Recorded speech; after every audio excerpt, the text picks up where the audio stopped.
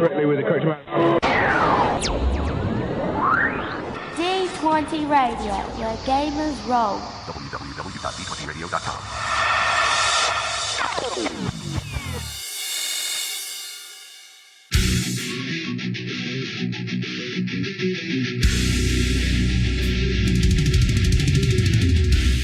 Welcome to Me and Steve Talk RPGs, a podcast where me and my friend Steve try and help you get the most out of your role-playing game experience.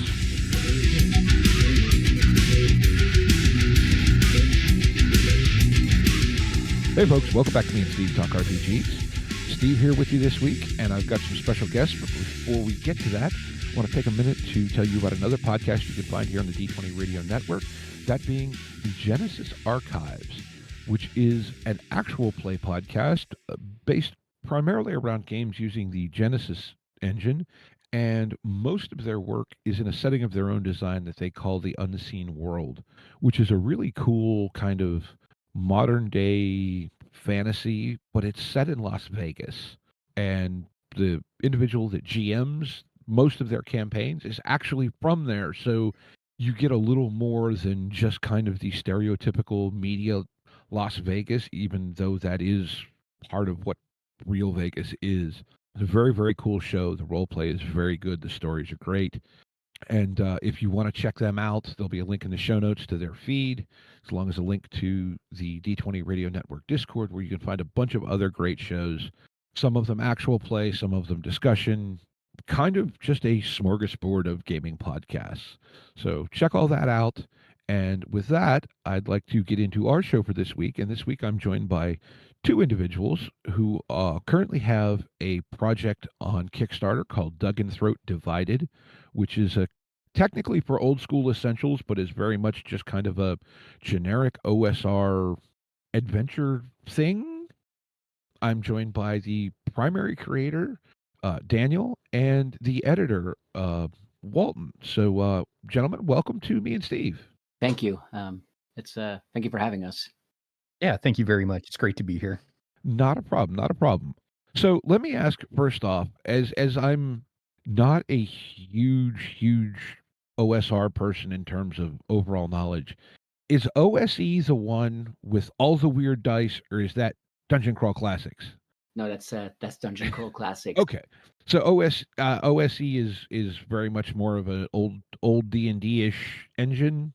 It's exactly what it is. Like, the reason why I chose Old School Essentials for Duginthroat Divided is simply because it's lingua franca, as it's just streamlined and a bit rebranded 1981 Basic Expert Dungeons and Dragons. Okay. So it's like the most basic, easily convertible system. That also has like a logo that most people are familiar with. Mm-hmm. Well, essentially, it's easy to take to whatever your particular flavor of choice is, but it also gives you something to not just say system agnostic. Yeah, exactly. Like the previous adventure that I wrote and Walton edited was The Curious Creeps and Crimson Creek for Knave 2nd edition.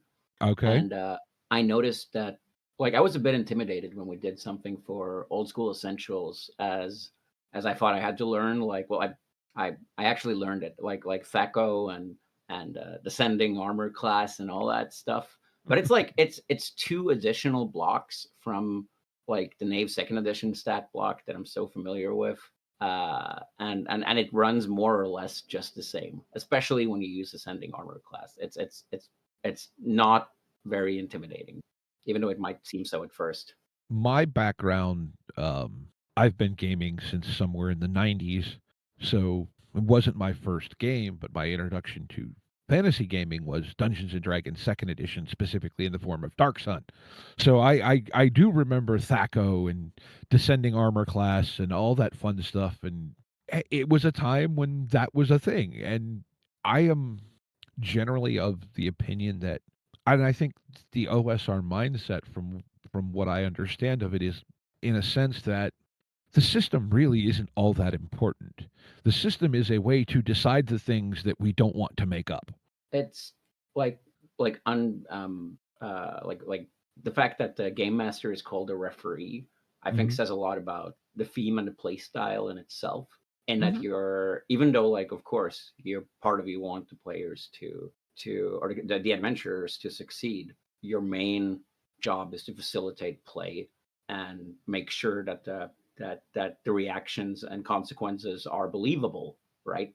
And that you are not like tweaking and turning stuff to their advantage or against it. So yeah, I think that's very much represented in most rules. I mean, the OSR can be like so many different things, man. If you look online, there's like there's different schools of it, and some people claim that like it's all about AD&D first edition, while other people say that it like to the Freie Kriegsspiel or like whatever FKR stuff. It's like, man, it's just a bunch of like dragon games, isn't it?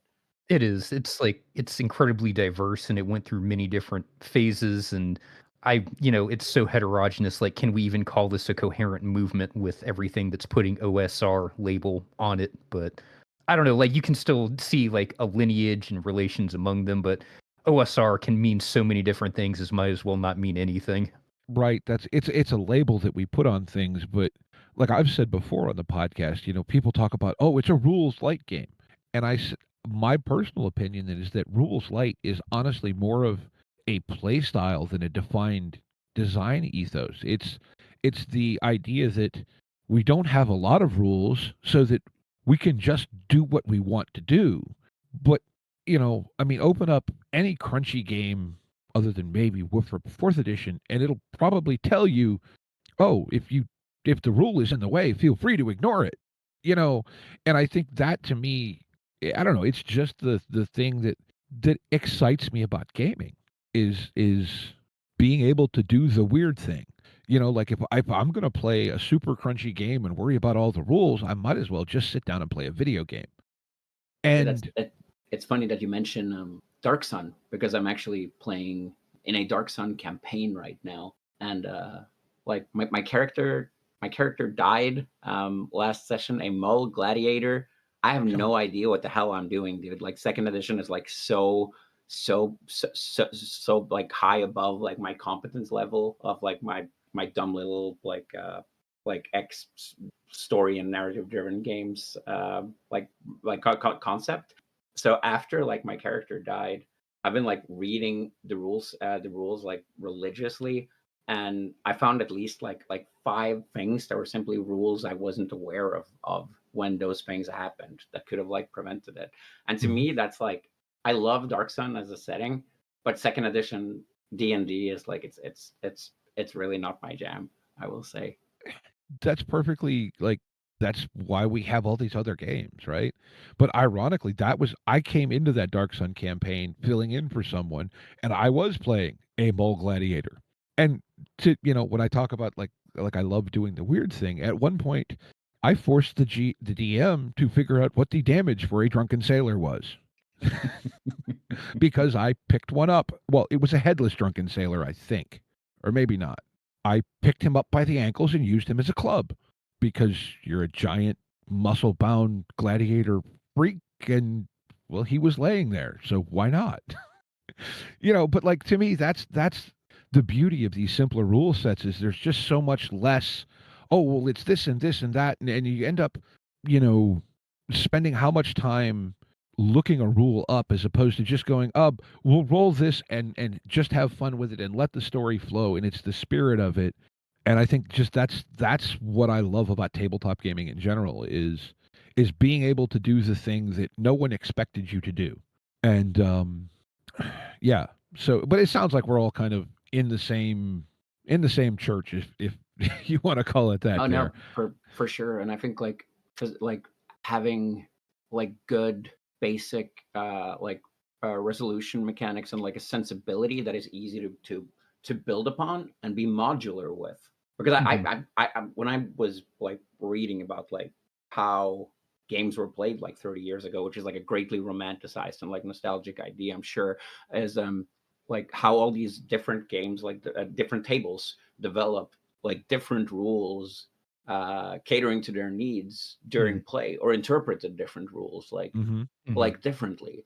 Like this whole like concept of like like folk games or like folk D&D or whatever, I guess, as like something that is more of a culture than a franchise. Mm. That's really interesting to me, at least. And modularity and reactivity and kind of like the possibility to facilitate all those things you just spoke about. That's really important to us. Yeah. Well, and it's funny, you hit on a couple things there that reminded me of previous interviews that I've done. One of which, talking to Eddie Webb, who designed Pugmire, and he said his goal with that system was to create the D&D that everyone remembers playing, which, as he put it, is not one that any of us ever actually played. Like you were saying about, oh, it's just a framework to be able to do the things we remember doing, and then you were talking about the folk gaming. And I remember one of the things I spoke about with Luca from Ultraviolet Grasslands was his contention that role playing is essentially folk art. And it's a remarkable, it makes perfect sense when someone says it, but I would never have put the connection there initially. But it is very much a collaboratively created, community folk driven thing. And Yeah, that's just, I don't know, it's cool.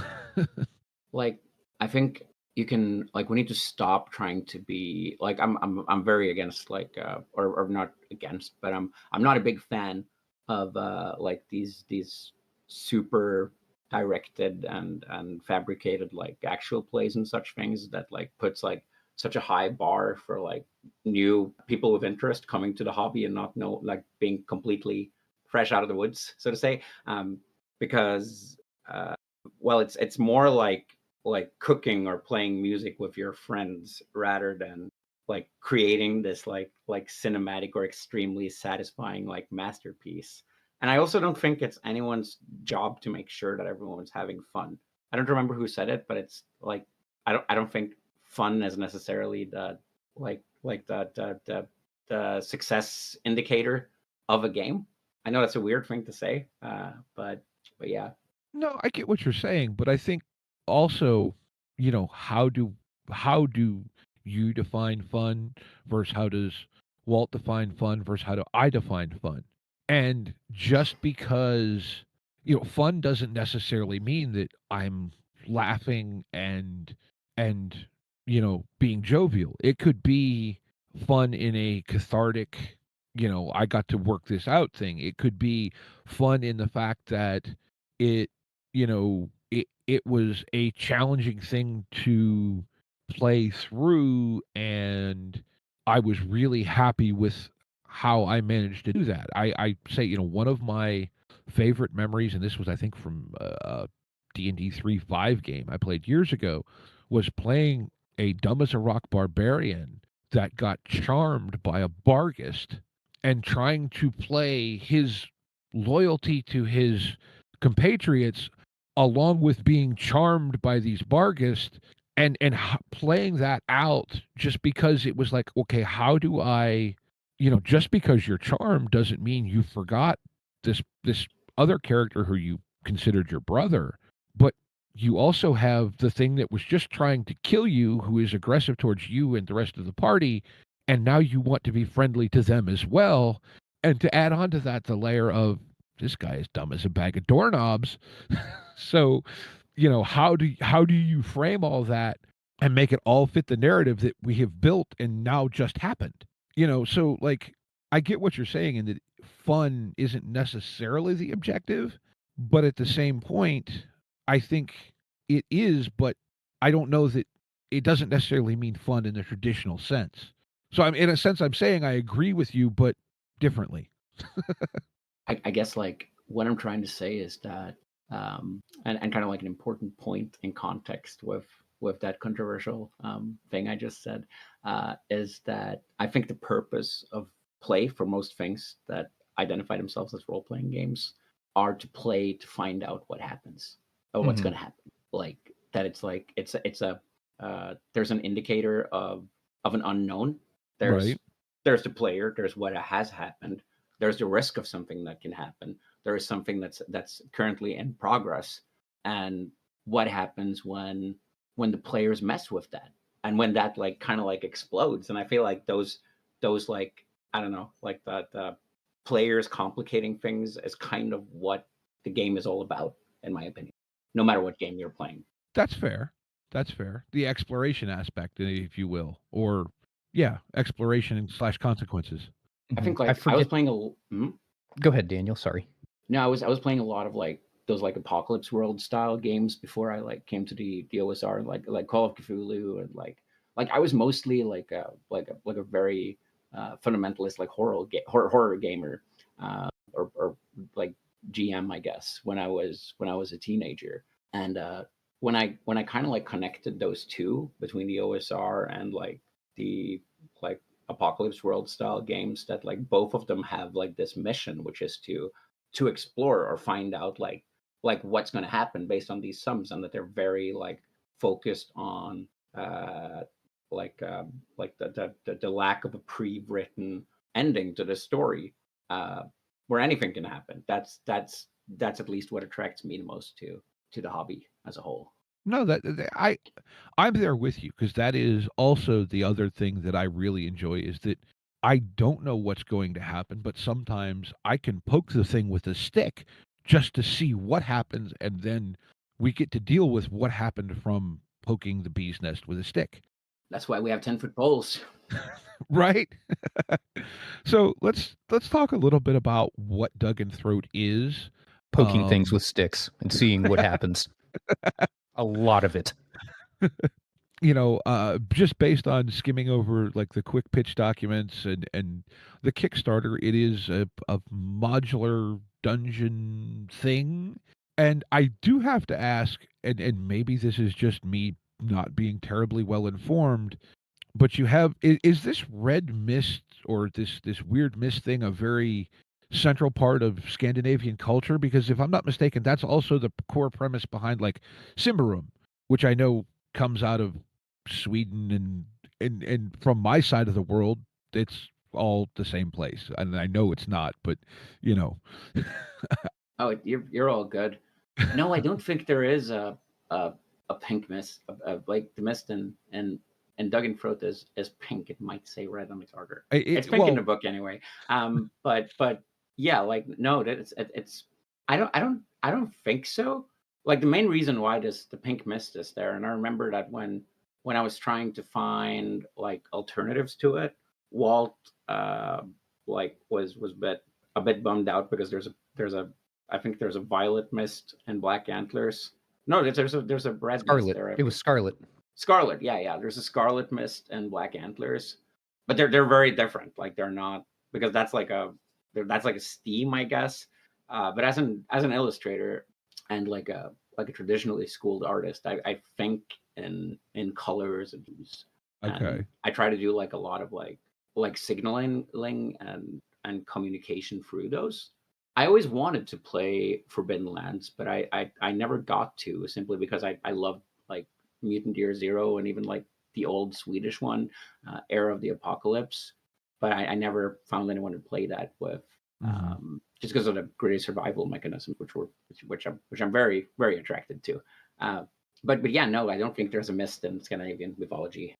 No, I was just curious. I mean, because I am fully aware that there are probably vast differences in the cultures of the different countries and so on and so forth. But as someone who lives a quarter of a world away, it's a region. And I'm sure it's like people saying, "Oh, you're American. You must, this, that, whatever." Well, no, that's the other side of the country. But you know, but now, what is like, you mentioned that you come to this primarily from the background of being an illustrator, and we were talking a little bit before we got started recording, and I said, your art style to me is kind of this odd combination of it kind of has this sort of, I don't want to say comedic, but this kind of friendly goofiness, but also a gritty grossness mashed together in a way that works.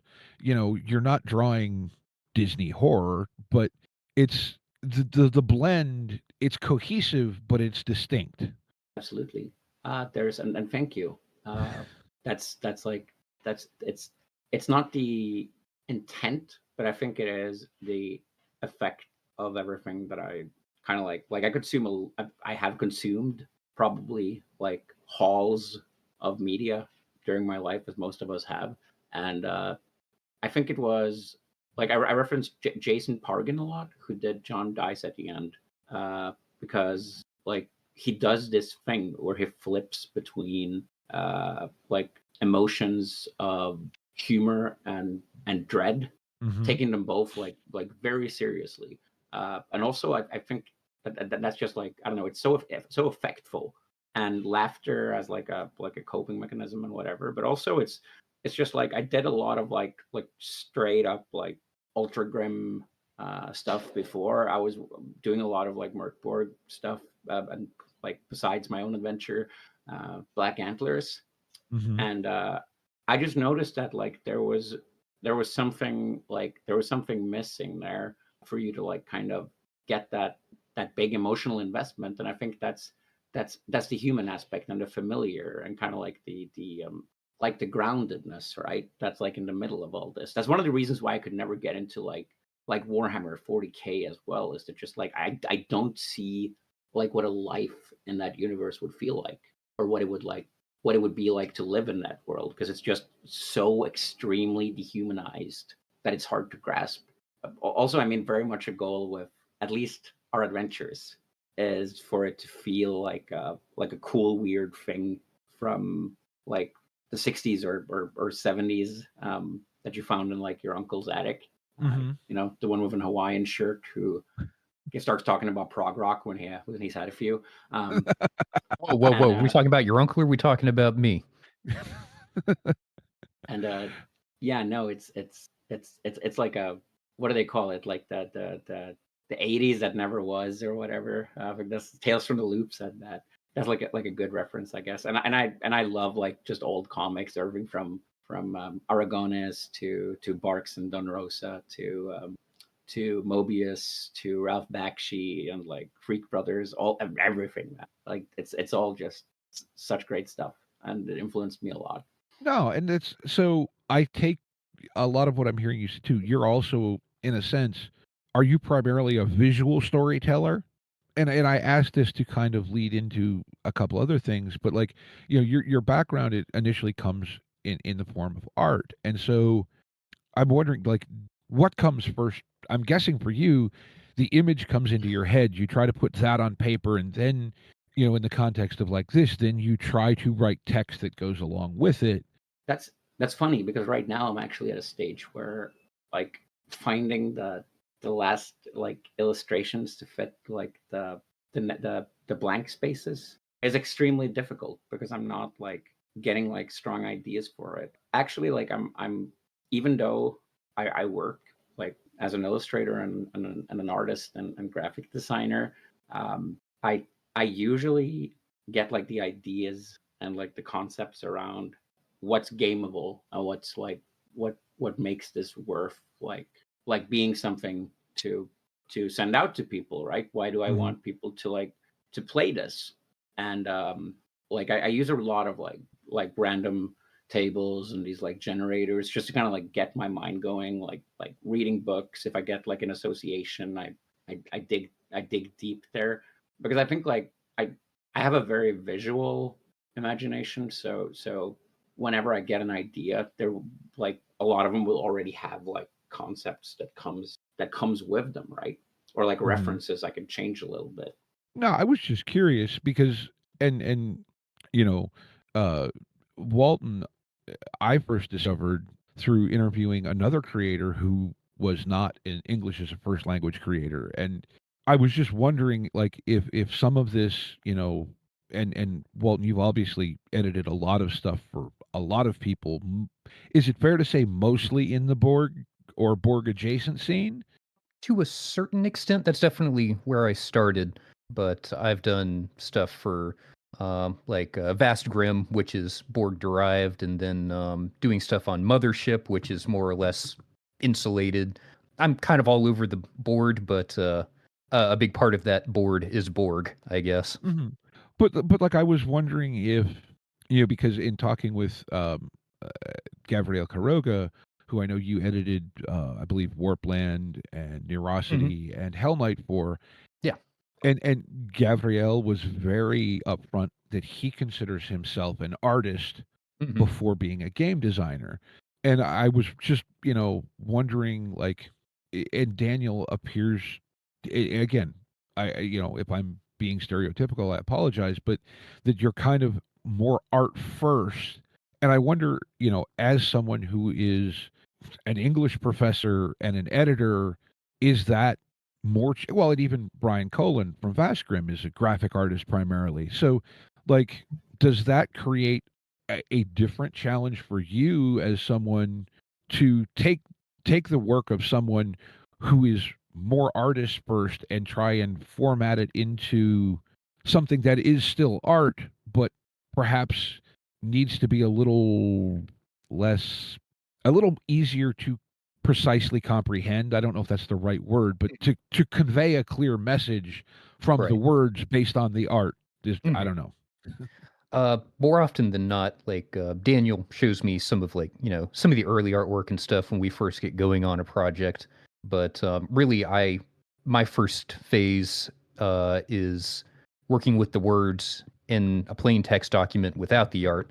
And many designers, Daniel being one of them, is they obviously put a lot of effort into their words, but they're very visual first. Mm-hmm. Like, Daniel is thinking about, what is this spread going to look like? Where is the art going to be? What kind of art is it going to be? Like, how am I going to stylize this type of text in it? And sometimes it's a case of, we have to cut half of these words to get this to fit on this page. And then other times it's like, we really need to expand this to fill out this page because we can't put more art here. So we need to expand what the text is saying. And it can be a lot of interplay back and forth with things like that, the pushing and the pulling and the stretching and the cutting to get what you finally see in the book in your hands to be what it is. No, and like, I find, and I've said this before, I think that the amazing thing about RPGs is the amount of work that a designer and the creative team behind the book puts into this thing that we then you turn over to those of us that are playing the game, and now it becomes our play toy. And uh, you Yeah, know as I think oh gosh, the authors of Rules of Play, I can't remember their names. Um one of the It's a game design textbook. And one of their something that they really try to emphasize is, a designer can design a game, but they cannot design play. Not directly. They're indirectly designing play.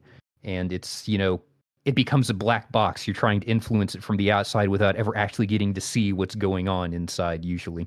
Yeah. No, but yeah, so, like, I think, yeah, I was just curious, like, how that process works a little bit, just kind of because I'd like to see what goes on behind the scenes, you You know. want to see how the sausage is made, Steve? Sometimes, right? Well, I grew up on a farm, I've always been Mm. very mechanically minded in a sense. Like, I love to tinker with things and build stuff, and so, like, part of it is, so many times I think the common perception of a given game is not, in many ways, what the designers intended. So Duginthroat Divided, like the manuscript is like more or less done for it, done for it, and we have to like tweak minor things, and every now and then I get an idea and I just shoot it by Walt, and I'm like, oh yeah, hey, I just added this sentence here because I think it would like affect gameplay in like a fun way here, or like offer another way to interact with something. But Hmm. my point is that like this is kind of so all the other projects we worked on together, we've had like 72 hours. We've been like, this is the first time when we're like not having a deadline that begins with the next work week. Yeah. Like I I'm mean, we not we kidding. have we have kind of a soft deadline, but when we did Crimson Creek, like, that was kind of the challenge that we had for ourselves, is we're doing this in a week. That is our deadline. From, like, you already had it written and everything. You were working on the visuals, but like, that's we hit the ground running with that, and it was a fun challenge, but it's not one that I think I ever want to repeat, at least not soon. But it's like crazy because we're talking about like folk art and all that stuff. Like I feel like almost like the writing process of this and the design work have been like that, like a jam session or something. and all the people that we brought on board have really like added something special.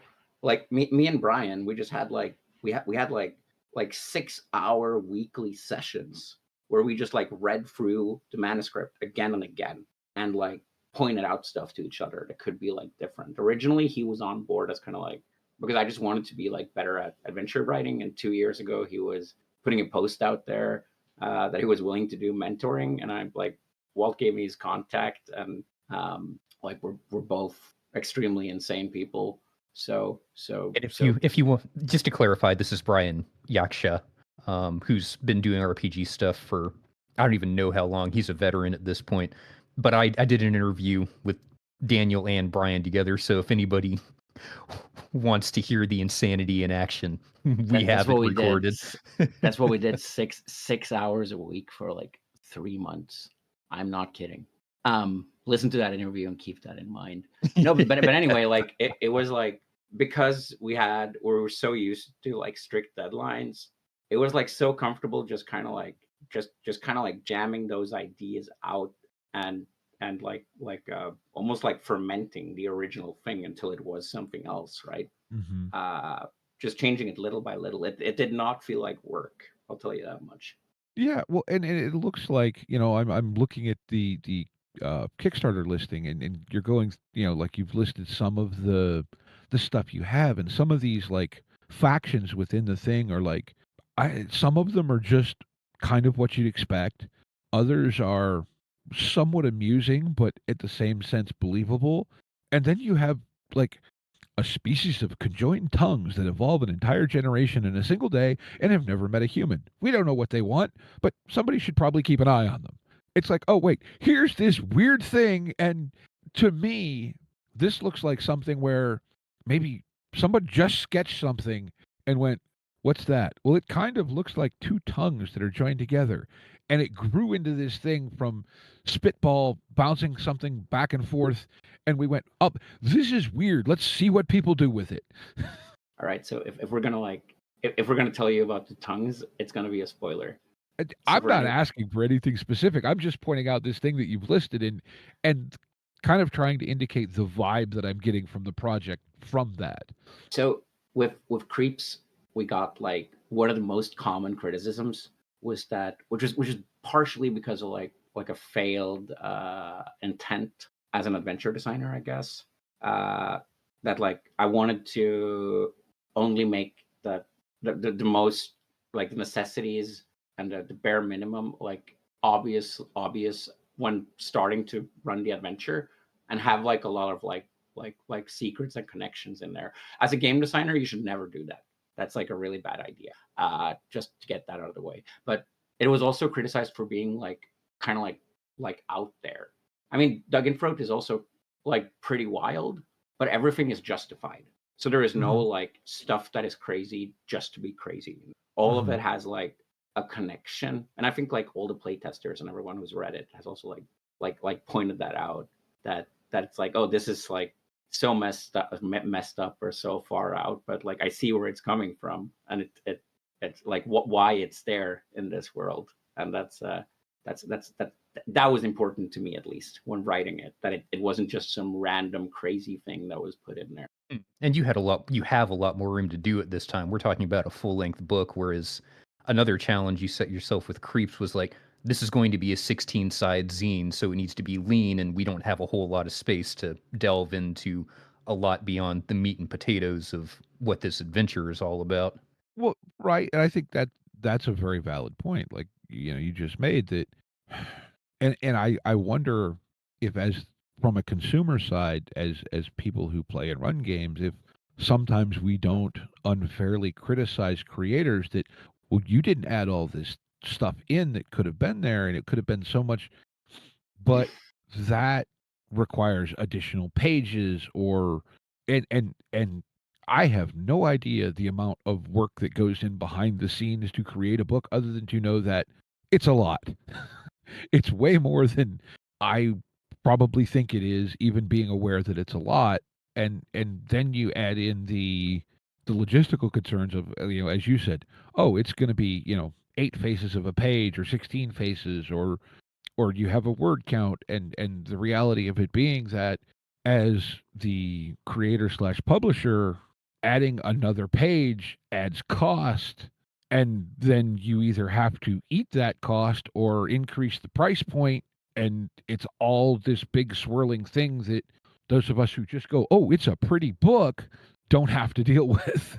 There's a guy I know that was like he worked full time as like a comic strip artist, Mhm. and you could work for like he said he would work for like a full work week, like with all the hours included on these like 4 panels, and the best he could ever hope for was that someone like laughed for like a second, and then they would like proceed on to the new one. Like they will not, even with like longer graphic novels or whatever. I know as an illustrator, like I'm like it's easy to use those as like references, but you can never expect like, I guess, to like credit for the work just for the quality of it. No, yeah, it is a weird thing because, like you said, in that context, yeah, this is someone's going to spend a few seconds on this panel, and you spent hours or days doing it, and yeah, that's got to be a weird thing, and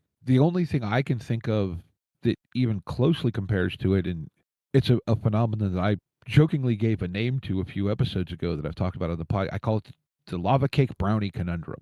And this is this thing where, as GMs, I'm sure pretty much all of us do this. I know I do it to myself a lot.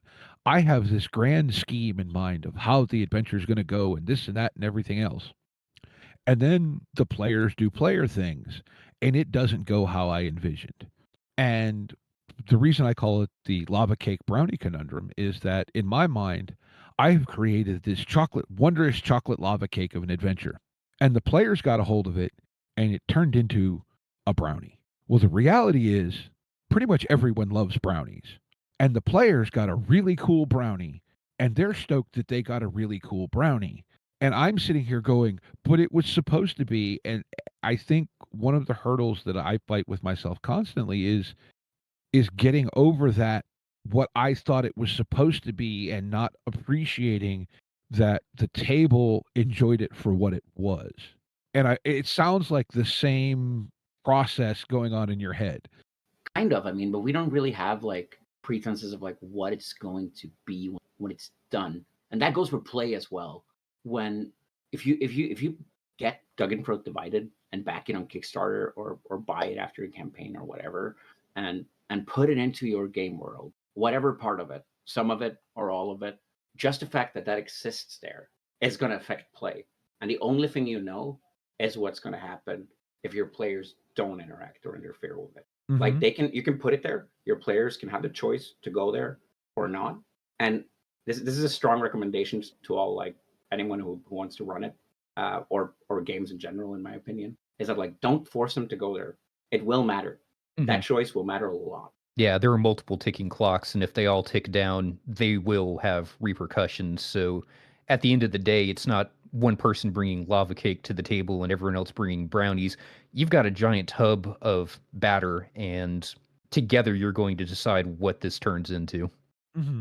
Or if you just want to look the other direction and see what happens. So this is more designed then as a location to put in your game world to go, hey, there's this weird keep up on a ridge that has this pink lightning coming out of it or whatever, and what do you do with it? Yep. Is that exactly accurate? Yeah, and ignoring like it is a valid thing to do with it if that's what the players choose. We put like incentives on like why players would want to go there if they want to start with it, and like, or if you're in like a new player who like don't want to like set your own like ambition at the beginning of play or something, there's like all these adventure hooks. But it's very much just like a big tub of stuff that's happening, and like a machinery of cog wheels that you can jab a 10-foot pole into if you want to, just to see what happens. Okay, so I see. I like the idea of that as opposed to, oh, hey, like, again, my background. Hey, we're going to play this D&D box set this weekend.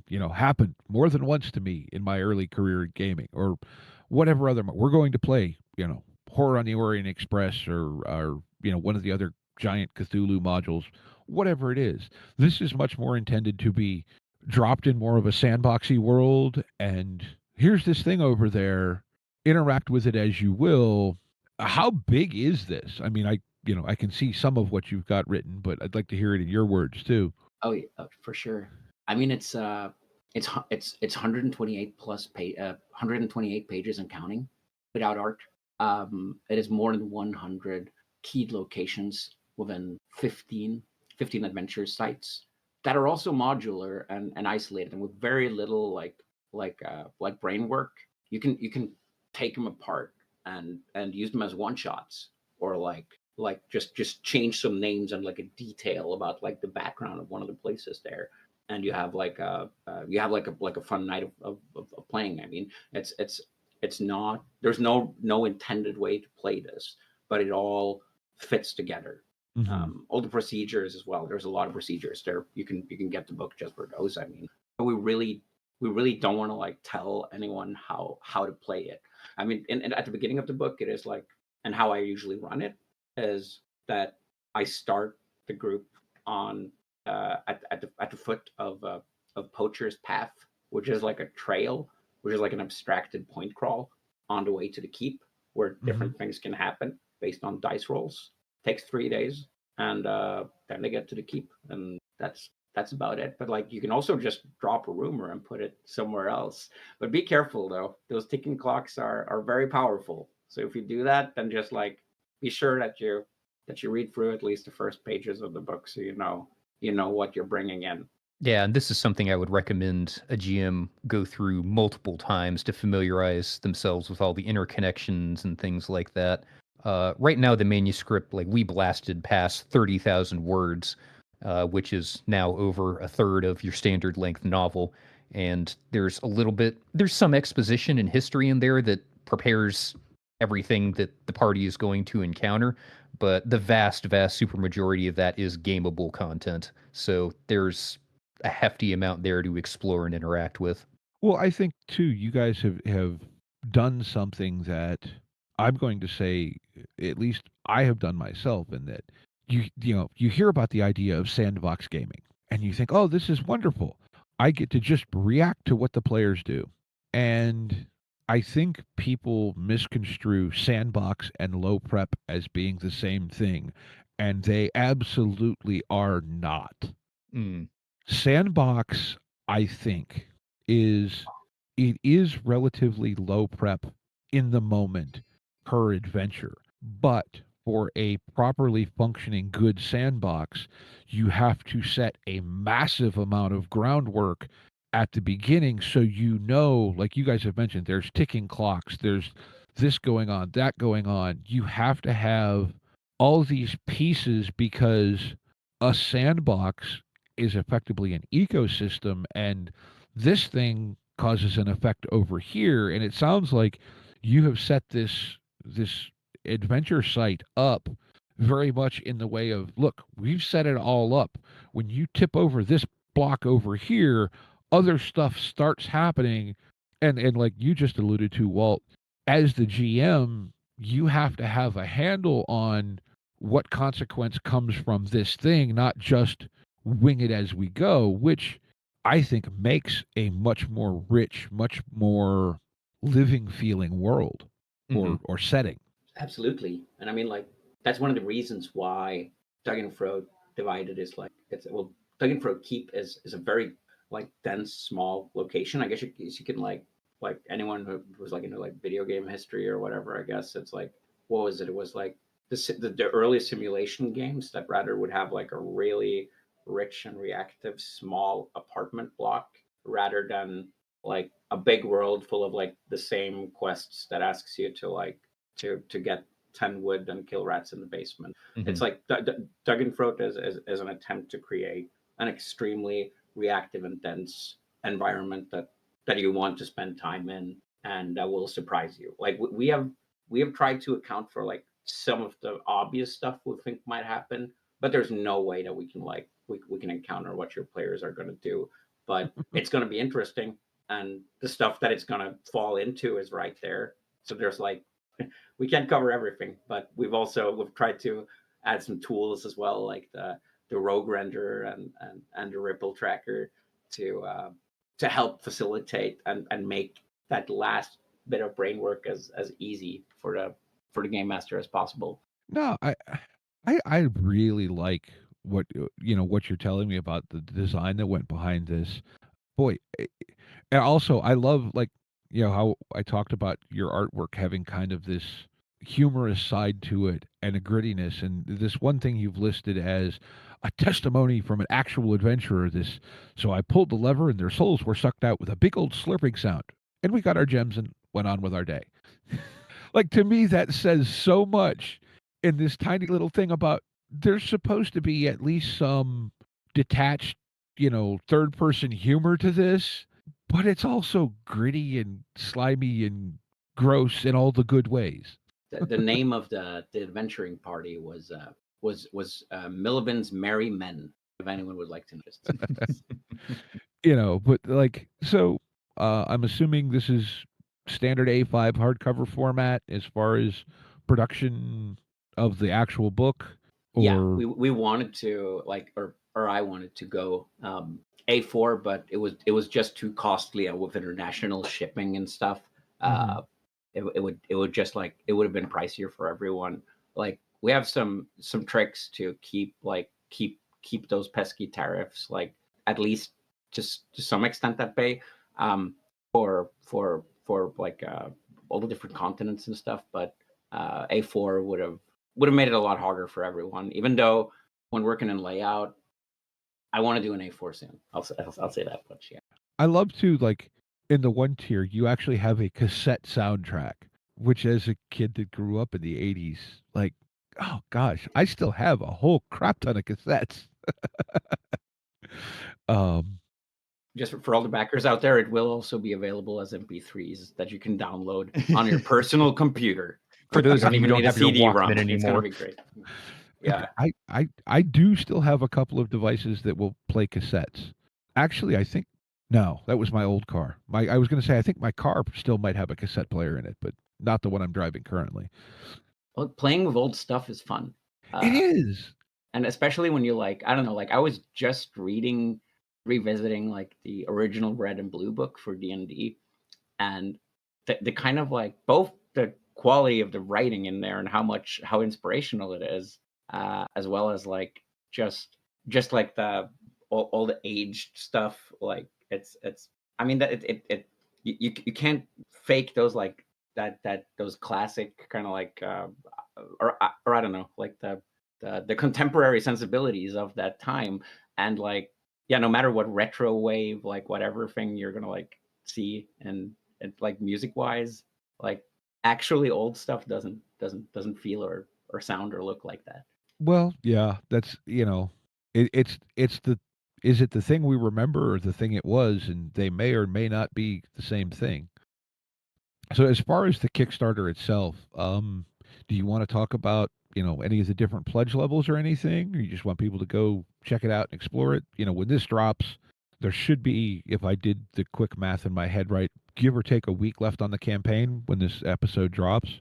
Oh yeah, like, I hope by the time this is recording that we'll reach our third stretch goal during the episode, actually. So when it drops, we'll hopefully have reached the fourth one, and if not, well, we're happy with where we got anyway. The third stretch goal is was additional content for further play, and a treasure table by Brian Yaksha. Do you have the page open, Walt? Like, in this, like, Nostromo duct tape madness that is my office, it's hard to multitask on a computer while video calling. I can bring it up real quick. Hang on. Yeah, it's a little hard for me to see correlate the stretch goals, because I'm looking at it translated to U.S. currency, but it doesn't translate the stretch goal levels. Oh yeah, to be honest, I can't remember why we did euros. As like, my wife is American, I think in English and dollars, so let's see here. I saw that the one stretch goal is you designing a custom character sheet for it, and I went, oh, that would be just, like, looking at the artwork you have on the Kickstarter, I went, oh, I would want that very, very much. Yeah, no, we're like, I mean, I hope we can do that, like, anyway, as a digital good. but that would be awesome to have. Like, we would print like pads of them and send them out Mm-hmm. by like 25 or 50 per physical tier or something like that. Mm-hmm. No, it was important for us to keep the stretch goals at like an achievable level that didn't like cause delays. And Mm-hmm. if they're not aligned with our current like chain of production, they will be shipped separately. But yeah, the first stretch goal was the Treasure Table and Rippled Realms by Brian Yaksha at 8,500 euros. I think that's like $9,000 or something like that.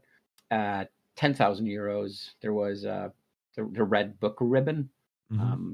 that you can use to. I think like Die Sugars, who is our marketing guy, he did an excellent job with describing it here on the page, that when last session ended with one player being turned into a bipedal pig and another having been carried off by a man-eating crow, it'll be good to remember exactly what room they were in when it all went down. Right.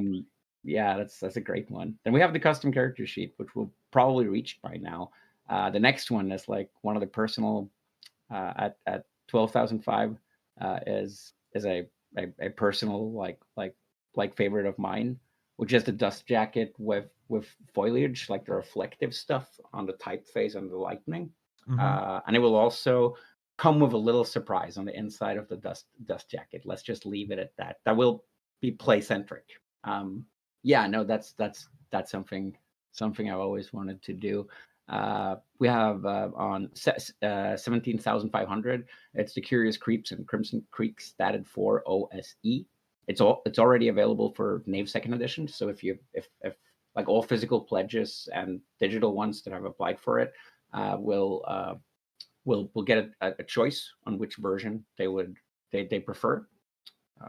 And let's see, Walt, do you want to take on from there? Oh, keep going. This is your Oh project. yeah, it's the They're here to listen to you, not me. it's just one left. It's on 20,000. It's the final one so far, which is that our friend Gelur Morsis, the Lich Lord of Frostbitten dark analog ambience, will create 30 minutes of additional music for the cassette, which means it will be recorded on a or duplicated on a 90-minute tape band rather than a 60-minute, bringing it up to solid 45 minutes per side. Oh, I loved my 90-minute cassettes when I was making compilation tapes back in the day. Right. And there will be, of course, they will be pro duplicated, so they will sound really good and just dusty enough. Yeah, yeah, yeah. God, this just so. When just because I like to ask this, you said your manuscript is largely done, so a lot of your remaining work is art layout. I'm assuming We're done obviously, with I'm most sure. of that too. It's like Okay, a lot of it is done. Yeah. so what timeline are backers looking at? Like I said, the campaign ends somewhere first week in November. What type of timeline are you realistically planning to fulfill it? Just like As I don't mean as to soon like. as soon as possible. Like, I've been strictly informed to not mention dates, but the date listed on Kickstarter is like, it's because it's 26th of August or something. That's a safety net if something Mhm. goes like wrong. So we haven't like so we haven't made any promises that like we're unable to keep. But it is well within reason to believe that backers will have all their Duginthroat Divided products like a lot sooner, Mhm. like by far. That's Mhm. like, I'm gonna be surprised if it's not ready, if it's not already like being played way before then. I will also say that like the print shop is a Norwegian bookbinder, which is one of the reasons why like the base cost is a bit pricier than like some or was a bit higher than some campaigns that you see running nowadays. Like, Mhm. the print shop is like ethical, grassroots, independent, and have won like several bookbinding awards in Mhm. Scandinavia. They're right from my house, so I'm part of like, I will be overseeing like all of production. There will be videos and stuff, and we're gonna like do an update where we take some photos from inside the printing press soon. for all those sausage enthusiasts out there. And yeah, I'm a big print nerd myself. Like I love physical media a lot, and I'm a big control freak. So doing something like print on demand or something with it, it was just not an option for me. And also, like, I think it was the playtester and Norwegian game creator Ole Peter Javid, who said he wants to make beautiful things that no one wants to buy. Well, no, I appreciate though, like, you going with a local printer just from the like, and I've had this conversation with various creators, when I talked with Zach Goins about Raptor Ruckus, we talked a little bit about the logistics of printing and costs and, run size and all this.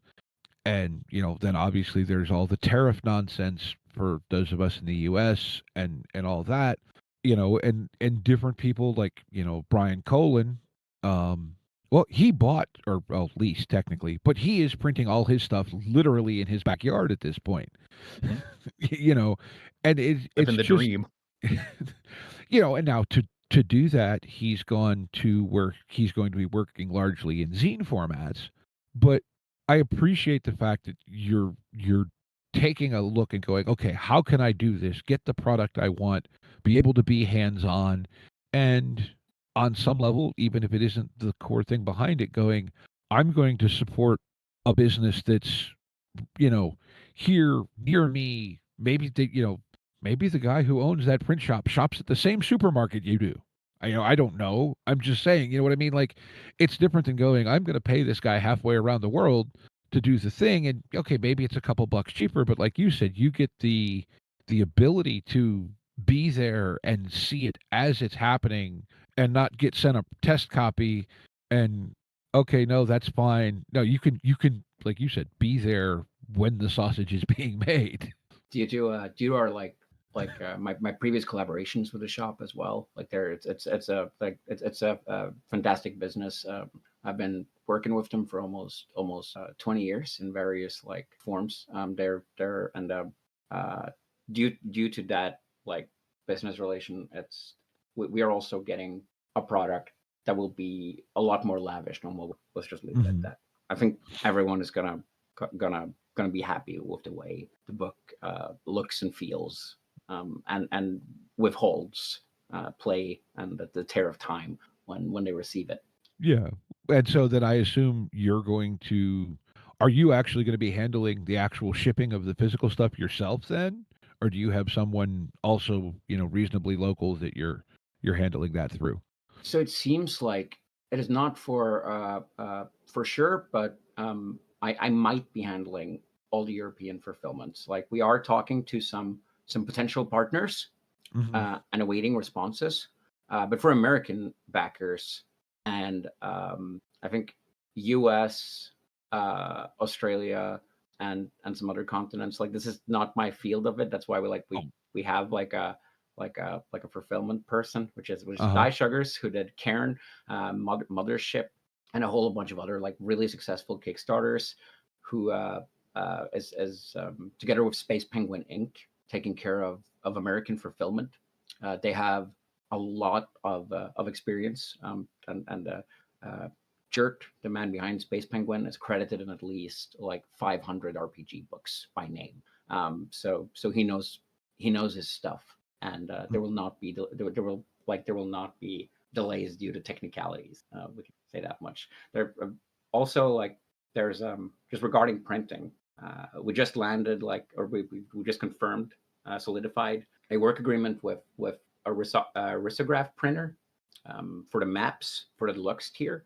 And there's also going to come some very cool stuff up on the add-on store related to that, as we found out that risograph printing was a lot cheaper than we expected. And both me and our indexing and bookmarking person, Emil, will be participating in the printing of the extras ourselves, and it will be on luxury paper. Cool. So do you have, just as we're kind of probably about at a time where we want to start wrapping this up, do you have a website where people can go to find more about your stuff? And this being obviously for both of you, or socials that you would like people to follow, or do you want to stay as anonymous? I'm not saying give it to me, you must. But if you want to put that information out there for people who want to follow you more, see what's going on, you mentioned posting videos of the printing process. Where can people find stuff like that for you, or either of you, for any information you'd like people to have?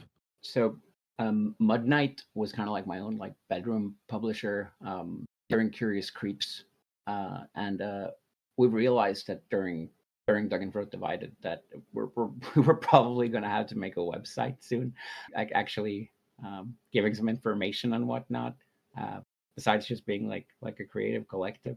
But you can find my stuff on Drive-Thru RPG under Mud Knight, and on HIO on Daniel Harilla. HIO, that's how you say it, right? Yep. itch.io or itch.io. I've heard itch.io. Yeah. You can also check out my illustration work and find links to projects that I've done most recently on Daniel Harilla Carlsen with a C, .myportfolio.com. I'm also on Daniel Harilla on BlueSky, and I think that's it. I try to stay away from the meta platforms. Yes, I understand that completely. Yeah.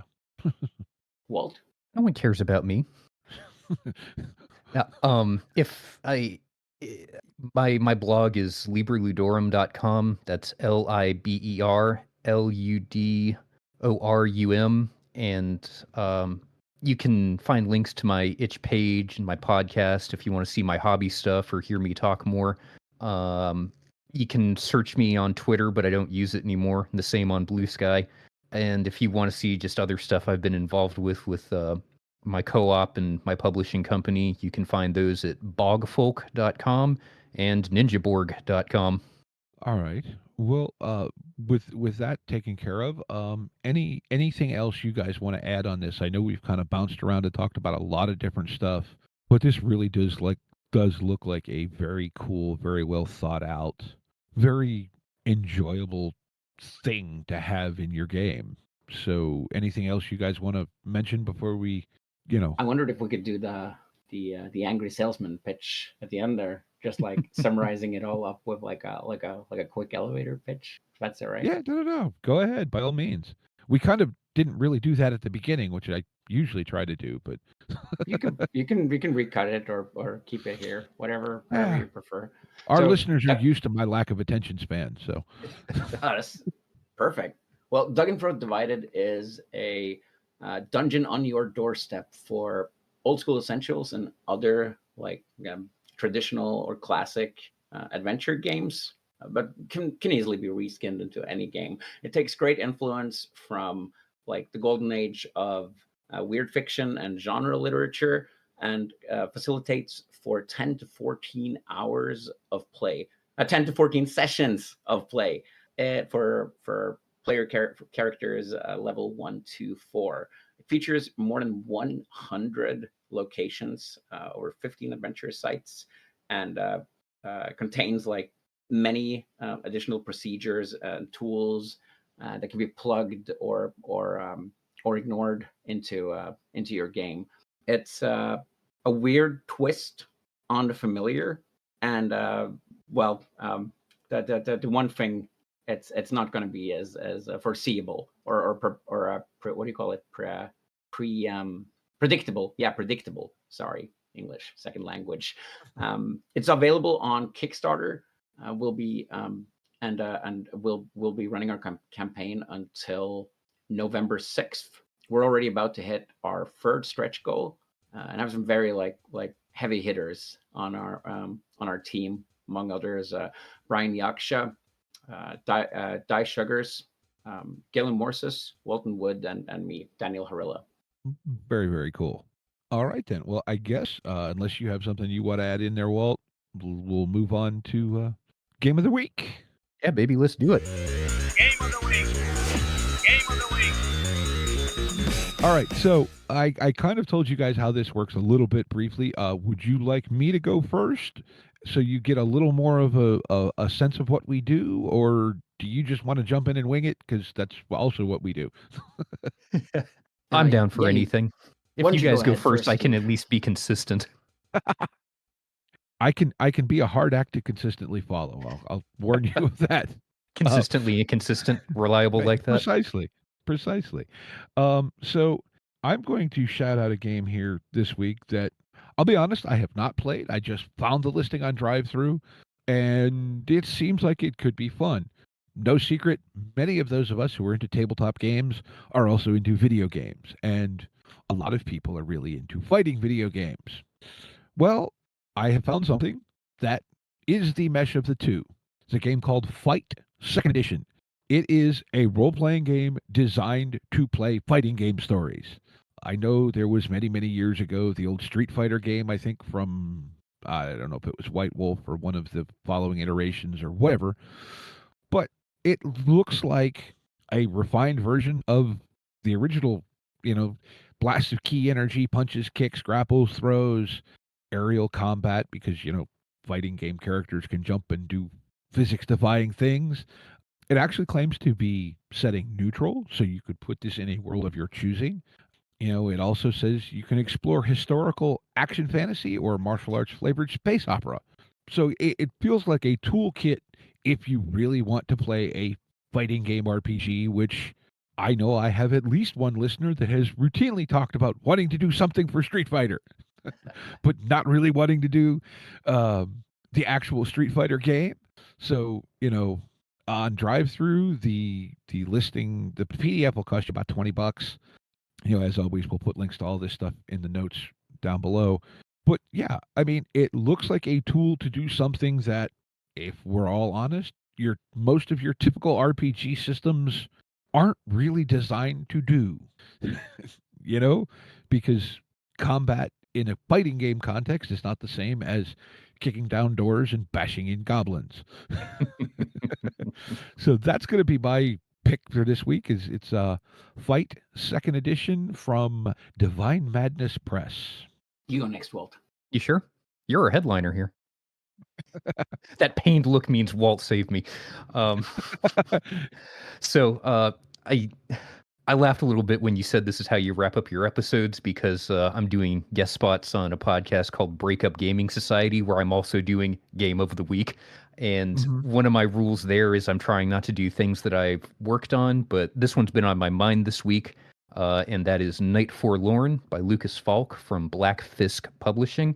And I was the editor, but we've done with that. If you go out and buy this game, I'm not going to profit off of it. So no real conflict of interest here, but it is kind of in keeping with video game to RPG pipeline.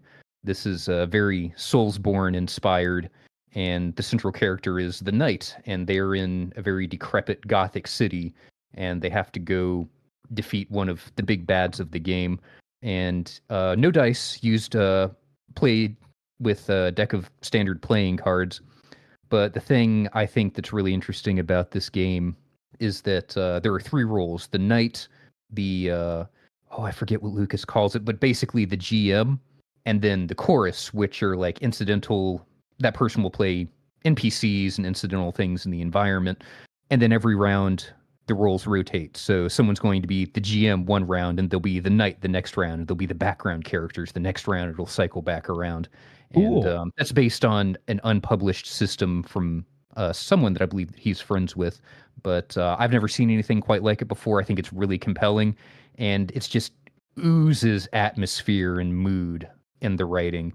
So Night Forlorn, that is my game of the week. Okay, cool. Yeah, generally I forgot to mention this before. There's a channel right above the one we're in called The Green Room where I try to post the links for this because that lets everyone else see it and also lets me find it easy when I'm making show notes. All right, so Night Forlorn, and now we put Daniel on the spot. All right. Can't avoid it anymore. Yeah, I feel like I should really like pitch more Norwegian game designers out there, and like Matthijs Holter, who made Draug, or like Draugr, as you call it, like in American, I guess, iterations of it, was the first role playing game that I played in Norwegian and ran myself. He's recently been working on a game that I was lucky enough to get to play test as well, which is coming out next summer, which is a GM-less, like very dramatic game, which he pitches as small town personal horror with a cosmic backdrop. It is a card-based game about losing your relations and trying to hold on to what little sanity and social relations you can, while the mechanics are tearing away at your character and its environment slowly over the course of a campaign, which is in 3 acts, which all have like different rules and mechanics. I'm not the best game pitcher, but I can say that it's one of the more interesting diceless games that I've tried. It's coming. The game is called. Let me just see if I get this right here. The game is called Roots of Soledad, and it's coming out on the Italian publisher Nessendove. We'll probably link that in the show notes, I guess. Yeah. I bastardized all those words, I'm pretty sure. It's the closest thing I've come to like a horror game where the mechanics are designed to make you feel tense and uncomfortable. And personally, I really like that. Cool. Yeah. And I would just ask both of you if you would, on the chat that we had going on or whatever, drop me a post with your link information. Just that way, I'm not accidentally getting the wrong link or whatever, or at least if it is wrong, I can blame it on you. Already done. I've got you covered. You can blame me for everything. I have like a horrible tendency to miswrite my BlueSky handle, which is my name, when I send it to you. Well, I found you on BlueSky just a second ago and followed you, so that part I can find no problem. Yeah, but me debauching both the Spanish and Italian language in one sentence, that's going to be a harder one. Look, you all clearly already speak more languages better than I do, so I am not throwing any rocks. At one point I was fluent in French, but that's been almost 30 years since I used it, so I would no longer classify myself as fluent, and clearly you're having a coherent conversation in a not your native language already. So I know how to say a lot of really, really bad and heretical phrases in Croatian. I know a few words in a handful of languages, but Croatian is not among them. I can order a beer in German. There's like what else do you really need?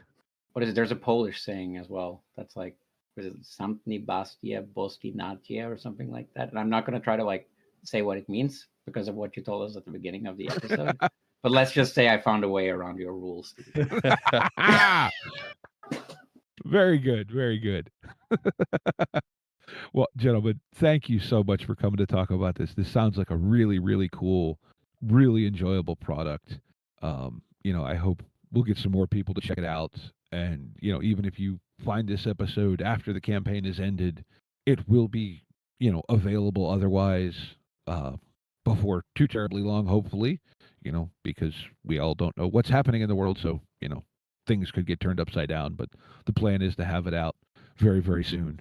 And like I said, it's been a joy talking to you guys, kind of getting to know a little bit of, some of your processes and your thinking behind this stuff, which I think says a lot about who you are as people and as creators. That, to me, in a lot of cases, if I get to know a creator and they're a cool person and all that, it makes me want to support their stuff more, just because I know they're not some corporate shill sitting in an office going, oh, wait, if we do this, we'll sell how many more copies? No, this is, I've said it before, but this very much has a come share my fun feel to it, which I think is the core of independent RPGs and the core of the hobby. We had a very, not to reel back in here, but when we were laying out, what do you call the closest thing we have to a marketing strategy, it was that it was going to be word of mouth and that the product should speak for itself. No meta advertising, no no like what is it, like unpersonal like paid promotion or something like that. We have worked with like some partners, but they're all ethical within the hobby, and we have like personally been like mostly me. I've been like personally like involved with them and the way they've been doing. So it's been like a hands-on social thing the whole way, not like tweaking any algorithms to fit our needs or anything, to fit our demands, or tricking a bunch of people with fancy wordings. It's just like a project we believe in. Well, and right, that's what makes it cool, right? It's you're making something that you enjoy and going, here, this is fun. Won't you come have fun with it too? And I think that just, in my experience, games and books that are produced that way just feel so much more alive than a book that has run through a zillion different offices and how many different people that maybe they're great businessmen or business people or whatever, but they're not gamers. This is, you both clearly are people who love the hobby and just want to make more cool stuff for people to enjoy the hobby with. And I appreciate that a lot. So thank you for taking the time to talk to me and all this. Thank you for having us, Steve. I think I can speak for both of us when I'll say that, like, we would be creating even if no one like paid us for it. More or less. I need a vacation before I go back to creating when no one's paying me for it. But yeah, like Tim Hutchins says, he makes little parties for his friends, and that's what it comes down to. If you like what we're doing, come be in our party. Come be our friend. And also we pay Walton dog biscuits. Yes, I work cheap. All right. Well, with all that said, there'll be links to all kinds of stuff down in the show notes, to find more information on these two folk or stuff for our show, Patreon, all that happiness, whatever, links to all the things. And I think with all that, I just want to remind everyone to get out there and play some RPGs and be kind to one another. Hear, hear. Intro and outro music by the band 12 Noon. You can email us at meandsteverpg@gmail.com. You can find us on Twitter at @andrpgs. Find us on Facebook at Me and Steve RPG Podcast. On Discord at Me and Steve RPGs. And as always, all of these links are in the show notes. Thank you, and be kind to one another.